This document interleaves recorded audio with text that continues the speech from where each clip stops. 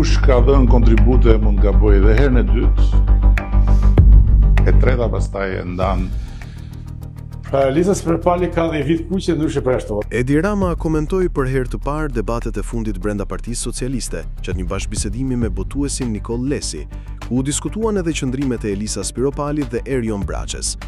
I pyetur nëse në PS po krijohen tensione apo kazani po zihen, Rama u ndal fillimisht te Braçe, duke thënë se ai ka qenë gjithmonë i njëjtë dhe shpreh hapur mendimet e tij.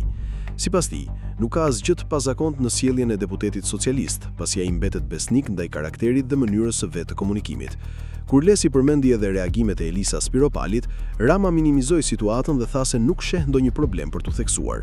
I pyetur nëse Spiropali mund të përjashtohet nga partia pas deklaratave të saj, kryeministi u përgjigj në mënyrë figurative, duke nënkuptuar se deklaratat emocionale nuk duhen marrë fjalë për fjalë.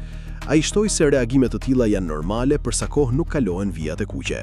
Në fund, Rama theksoi se çdo person mund të bëjë gabime, sidomos ata që kanë dhënë kontribute në parti, por la të kuptohet se përsëritja e tyre mund të sjellë pasoja.